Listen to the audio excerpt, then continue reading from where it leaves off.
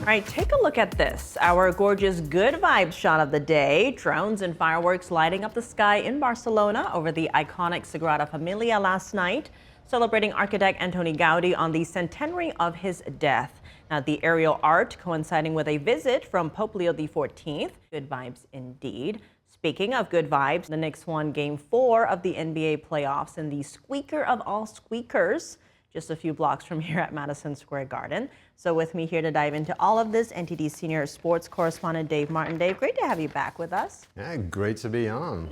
You are our good vibes sports guy. I've noticed that. All right, so on that note, let's dive right on in, because I know you're very excited to talk about what happened last night. That was quite a game. The Knicks recovering from a 29-point deficit to win in like a last-second tip-in. What happened? I mean, I would say what happened was a whole lot of misses, really, for San Antonio. I mean, they were so hot in the first half, it was almost like they forgot how they did it, which sometimes happens when things are going that good. They hit 60% of their shots in the first half. That's well above average. Normally, like, you've averaged maybe about 45%. So things were going good. The second half, not so good. They shot just 21%. They only made 8 shots that entire second half after making 28 in the first half. They turned the ball over more times, like 10 turnovers. That's a terrible ratio to have more turnovers than made shots. So it's not uncommon, when you get a big lead to let the other team come back. But it's very uncommon to come back from a 29-point deficit. This is the first time that's ever happened in finals, in the NBA Finals. It's only happened one bigger comeback in playoff history. I think also being on the road, though, makes a big difference. Once the Knicks started coming back, the crowd started getting very loud. I remember that announcer saying, this building is shaking right now. So we've never seen that like that. Certainly the Knicks fans have seen some of these comebacks by the Knicks. Never this one, never something like this. But 24 hours later, I'm still stunned at what happened to me. I got home last night at halftime. Knicks already down 27. I was like, well, forget this. I want to turn this off. But I was like, I had to be on the morning show today to talk about it. So I ended up watching it. I do not regret it, even though I got like 4 hours sleep. So quite a game.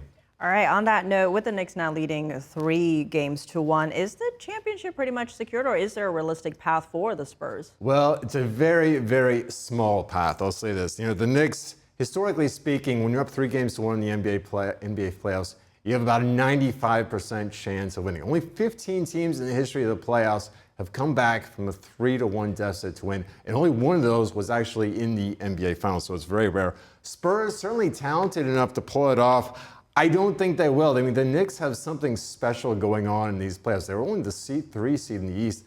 Really, once they turn Karl-Anthony Towns into more of a distributor, more passing the ball, even though he's a center, that's unusual for a center. And he didn't have a big game yesterday. He was in constant foul trouble, but they still won without him. That was pretty amazing. If I were a betting man, which I'm not, I would definitely take the Knicks to win here. All right, there you have it. But I want to turn away from basketball for just a moment because another major tournament is going right now, actually. The first result has come in. What's happening in the world of soccer? What should fans be watching for? Well, we've already had one. We've had the first game just happened in Mexico City this afternoon. Mexico beat South Africa 2-0. In about an hour, South Korea is going to face Czechia. This is going to be in Guadalajara. Tomorrow, then, the U.S. plays their first match. They play Paraguay, 9 p.m. Eastern Time. That's going to be out in California. The U.S. they are betting favorites to win tomorrow. They are not betting favorites to win this event. They've never won before. I think they're 60-1 odds to win it. France and Spain, meanwhile, are the betting odds to win this event. Just an FYI there. And also, Canada plays their first match tomorrow. They play Bosnia-Herzegovina in Toronto. Canadians are favored to win that one.